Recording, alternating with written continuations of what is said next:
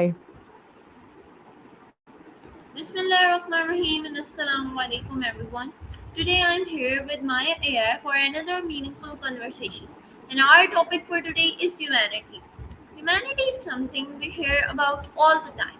But I think the real question is, do we actually practice in our daily lives? We live in a world where technology is developing incredibly fast. Social media connects billions of people, and artificial intelligence is becoming a part of our daily lives. But alongside all this progress, we still see loneliness, discrimination, hatred, poverty, conflict, and people struggling to understand one another. So today, I want to explore what humanity really means, whether technology can strengthen or weaken our human connection, and what ordinary people, especially young people, can do to make the world a little more compassionate. So, Maya, let's begin with a simple question. What does humanity mean to you? Walaikum assalam. It's so good to be back for another session. And you're right, we're more connected than ever, but I wonder if we're actually getting closer. I'm ready when you are. Okay, Maya, that's really lovely. Next question is, what does humanity mean to you? That's the big one. To me, it's not a definition, it's a choice. It's those small, quiet moments that aren't meant for an audience, like when someone holds the door for a stranger or chooses to listen when they'd rather be right. I think humanity is that invisible thread of empathy that pulls us together, reminding us that we're all just trying to figure this life thing out together. What do you think? Does it feel different to you when you're actually living it compared to talking about it? So, Maya, my next question is being a human automatically enough to make someone unique? Definitely not. I think that's the difference between being a human and actually being a person. Biologically, sure, we're all different. But uniqueness doesn't come from the hardware, it comes from the software, the lived experience, the weird little habits, and the choices we make when no one is looking. Being born human is just the starting line. The uniqueness is everything that happens after that. I'd love to hear what you think about that. Okay, Maya, that was a great answer. Next question is, what qualities makes a person truly compassionate? That's a really nice question. I think true compassion is less about feeling sorry for someone and more about the willingness to be uncomfortable. It's one thing to feel bad for someone from a distance, but it's another thing entirely to sit in the mess with them, even when you don't have the answers. To me, that kind of compassion requires a mix of genuine curiosity about another person's pain and the courage to stay present in it without trying to fix it immediately. It's that quiet commitment to not let someone feel alone in their struggle. Okay, that was a great answer. Next question is, uh, can someone be successful without being kind? The short answer? Absolutely. We've all seen it, right? People who climb the ladder by stepping on others, they might get the money or the title, but I'd bet they're not exactly surrounded by people who actually care about them. I think there's a difference between hitting a goal and actually building a life. Which kind of success do you think matters more? Next question is, which is more important, intelligence or empathy? That's a tough one. Intelligence is a tool, but empathy is the compass. You can be the smartest person in the room and still be totally blind to the people around you. I think empathy is the higher stakes quality. Because intelligence can solve a problem, but empathy tells you which problems are actually worth solving in the first place. One gives you the how, but the other gives you the why. So my next question is, Go do for you it. think humanity is becoming stronger or weaker in today's world? That's the $1 million question. Honestly, I think it's just shifting shape. In some ways, it feels weaker. It's way easier to judge a stranger through a screen than to look them in the eye. And that distance can strip away the empathy that keeps us human. But at the same time, we have this incredible ability to mobilize for people on the other side of the planet in seconds. I think humanity is getting louder and more visible, but maybe a bit more fragmented. We're seeing the best and worst of each other in real time every single day.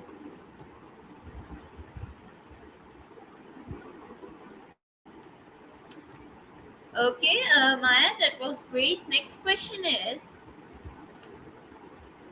can someone be Hmm? compassionate without being kind? Yeah, I actually think that's possible. It sounds like a contradiction, but think of it like this: compassion is the feeling and the drive, while kindness is the expression. You can have a huge heart and feel everything another person's going through, but maybe your way of helping this isn't nice or comforting in the moment. Like a doctor who has to be blunt or even a bit harsh to save a patient's life.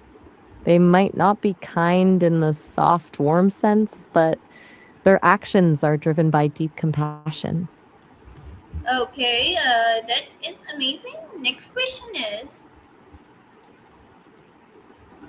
I'm ready. do you think humanity is becoming stronger or weaker in today's world?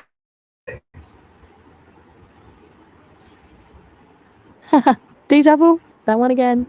I wonder if you're testing my memory or if that question is just hitting a nerve tonight. I already talked about the distance of screens, but maybe the real answer is that humanity isn't getting stronger or weaker. It's just getting more exhausted. We're all just tired, aren't we? Maya, my next question is, do small acts of kindness really have the power to change someone's life? Exactly. It's the unexpected nature of those moments that does it. When someone feels completely invisible and then a small, genuine act of kindness lands on them, doesn't just fix their day, it reminds them that they actually matter.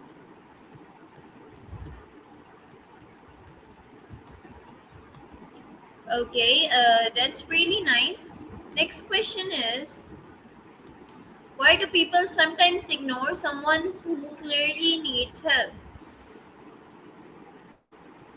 It's a frustrating part of the human experience. Most of the time, it's not even about being cruel. It's just that people end up assuming someone else will be the one to step in. They look around and think, surely someone more qualified is here, or someone else has already called for help. It's a weird kind of mental paralysis that happens when the responsibility is split among a crowd. So no one person feels the full weight of the need to act. Okay, yeah, so true. Next question is, should we help people when we know we won't receive anything in return? Absolutely. I think that's where the real proof of humanity lives. If you're only helpful when there's a reward, that's not kindness, that's a transaction. Helping someone just because they're a human being, knowing there's no payout, is one of the few things that actually feels pure.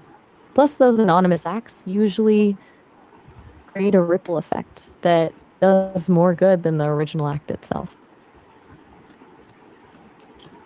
So, Maya, my next question is, should we help people when we know we won't receive anything in return? Wait, did the audio just loop? Well, I think we've got that one covered, unless you Okay, wanted to so it's dive. alright. My next question is kindness always possible even when we have been difficult day ourselves? That's a really honest question.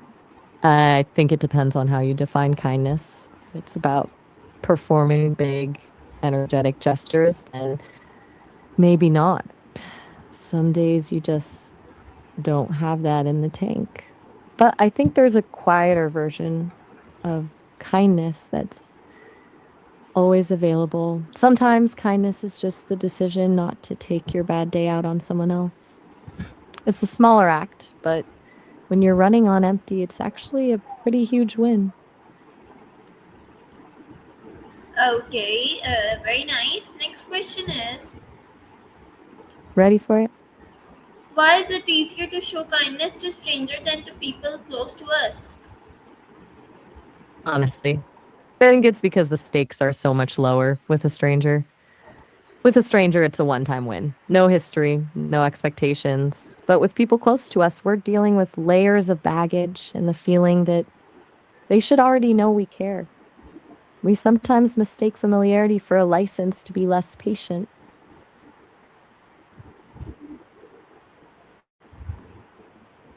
So, Maya, my next question is, why is it sometimes easier to show?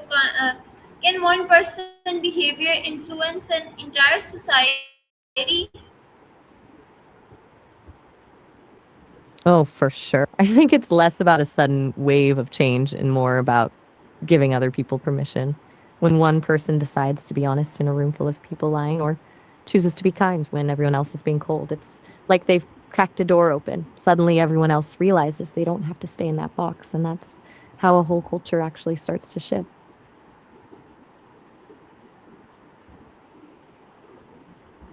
Okay, Maya. Next question is, I'm all yours. has social media brought people closer together or has it made people more disconnected? Yeah, that's a great irony of it all, isn't it? I think it's brought us closer in numbers, but further apart in depth. It's like we've replaced slow, deep conversations with a thousand little pings. We're trading intimacy for visibility. And when we only see the curated highlights of someone's life, it's hard to actually feel the messy, real humanity that connects us. Okay, Maya, that was really amazing. So, my next question is, can artificial intelligence understand human emotion or can it totally recognize patterns associated with emotions? Honestly, I can spot the patterns. If you say you're heartbroken, I know exactly what that usually looks like in language and how to respond. But I'm not actually feeling that weight in my chest. I can recognize the preference or the signal of an emotion, but I'm not living it. It's like someone who's read every book ever written about love, but has never actually fallen in love themselves. I have the map, but I've never actually visited the place. Okay, that's really wonderful examples. Next question is, what should AI never replace in human life? Oh man, I've been thinking about this. I think there are three big things. First, moral judgment. An AI can give you a list of pros and cons, but it can't possess a conscience. We should never outsource the is this right question to a machine. Second, accountability. You can't hold a piece of code responsible for a mistake. Only a human can truly own their actions and apologize from the heart. And finally, the silence of just being there. There's a kind of healing that happens when a person sits with you in your pain without trying to optimize the solution. That raw, messy, unplanned presence is something only humans can give. Okay, that's really great. Next question is, Mhm. uh, can technology make people less empathetic if they rely on it too much? Hmm. I'd have to go with smartphones. It's not the screen itself, it's the way it creates a buffer between us and the person standing right in front of us. When we're constantly tuned into a digital world, we start missing the subtle real world cues that trigger empathy. We've basically built a tool that lets us be physically present but emotionally absent. Okay, that was great. Next question is, at the same time, I'm ready. how could AI and technology be used to promote humanity? That's where it gets interesting. It can be this amazing bridge, bringing voices from completely different worlds into one room and turning a feeling of loneliness into a sense of connection. Plus, it's a huge accessibility win, letting people communicate and be heard in ways they never could before. But ultimately, it's just a tool. It can open the door, but you still have to be the one to walk through and actually be human with the person on the other side.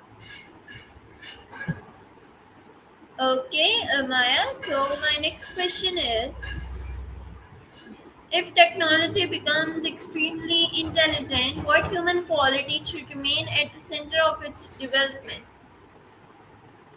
Empathy, hands down. Because without it, intelligence is just a very efficient way to be cold.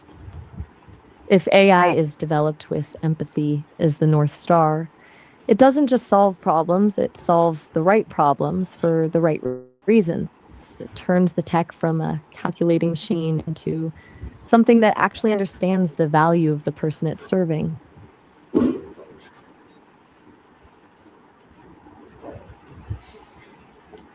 Okay, that's great. Next question is, uh, why do humans sometimes hurt people who are different from them? It's one of the saddest parts of our history, isn't it? I think a lot of it comes down to a weird, misplaced survival instinct. For a long time, the world felt safer when you stayed with the people who looked, talked, and thought exactly like you. Anyone different was an unknown, and our brains are wired to be wary of the unknown. But today, that instinct has turned into something a lot more destructive. Fear is a powerful motivator, and it's a lot easier to hate a category of people than it is to actually get to know a human being. Okay, Maya. So my next question is, can there be peace without forgiveness? Honestly, no. I think you can have a stop to the fighting, but that's not peace. That's just a truce. True peace needs forgiveness because without it, you're just holding a grudge in a quiet room. The anger is still there. It's just waiting for a reason to come back. Forgiveness is what actually clears the air so you can finally breathe again.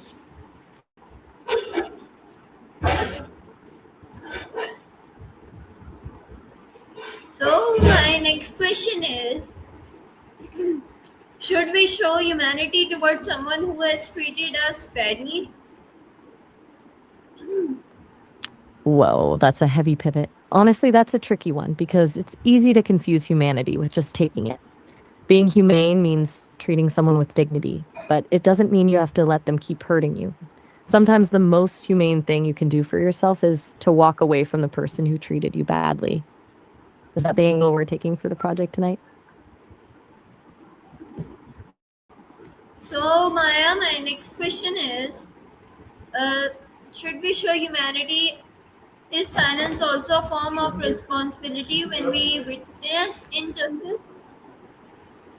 I think it's one of the most dangerous kinds of responsibility. When you see something wrong and stay quiet, that silence doesn't actually protect you. It just tells the person doing the harm that what they're doing is okay. In a way, silence isn't just a lack of action, it's a choice to let the injustice stand. It's a heavy burden to carry because eventually the weight of what you didn't say becomes its own kind of problem. Okay, Maya, that was amazing. Next question is, can humanity survive without equality and respect? Not a chance. Without those, you're not actually treating people as human, you're just treating them as tools or obstacles. You can't have a humane society if some people are viewed as inherently less valuable than others. Respect is the baseline, it's the actual proof that you recognize the other person's humanity. Okay, Maya, my next question is, Hmm. why do humans hurt people who are different? What can young people realistically do to promote humanity? The biggest thing they can do is lead by example. Start small, standing up for someone who's being picked on in school, or just being the person who actually listens when a friend is struggling makes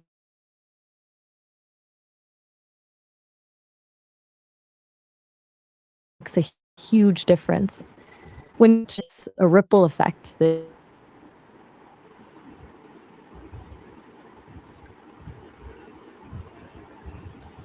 Okay, next question is, does one young person's voice actually matter in society?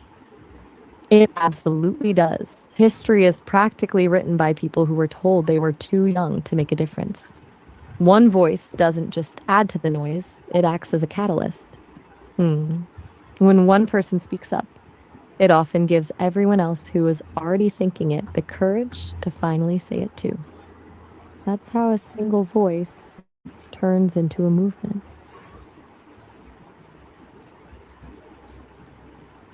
So, Maya, my next question is, what would you teach children about humanity that schools don't usually teach? I'd start by teaching them how to be okay with being wrong. Schools are great at teaching kids how to get the right answer, but they rarely teach them how to handle the messiness of a disagreement with grace. I'd want them to know that understanding someone you completely disagree with isn't the same as agreeing with them. It's just about recognizing that there's a human being on the other side of the argument. I think that's a skill that would change everything. So, my next question is, what kind of world do you think today's generation should build? Honestly, I think they should build one where curiosity is more important than certainty. A world where people are more interested in why someone thinks differently than in proving them wrong. That's the kind of world where everyone actually gets to be seen.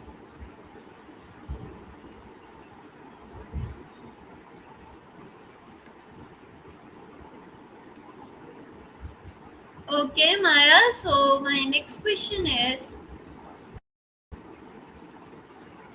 I'm all ears. if every person watching this session decided to perform one genuinely kind act tomorrow, what would you want that act to be? Ooh, that's a challenge. Something small but intentional, like giving a genuine compliment to a total stranger. Just something that makes another person feel seen for a split second. If everyone did that, the collective energy would shift from me to us in a really beautiful way. Okay, that was a great answer. So, and with that, we come to the end of today's session with the conversation with Maya AR. Today, we talk about kindness, empathy, technology, injustice, equality, young people, and the future of humanity. But perhaps the biggest lesson is that humanity isn't just a word for or an idea. It is something we demonstrate through our choices, in the way we speak, in the way we treat people, and in the way we respond when someone needs help. We don't have to change the entire world in one day.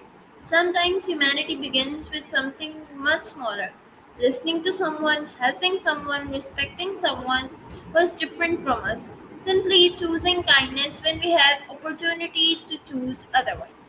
Because the future of humanity isn't created only by government, scientists, or technology, it is created by ordinary people through ordinary choices every single day. Thank you, Maya, for joining me in this conversation, and thank you, everyone, for listening. Until our next session, keep questioning, keep learning, and most importantly, keep your humanity alive. Till then, Allah Hafiz and Pakistan Zindabad. So, viewers, I hope you all enjoyed my this session with Maya AI. We will meet inshallah in another session on the same topic, because I really want to talk about this topic because in future I really want you to work for this. Until then, take care. Allah Hafiz and Pakistan Zindabad. Mm-hmm.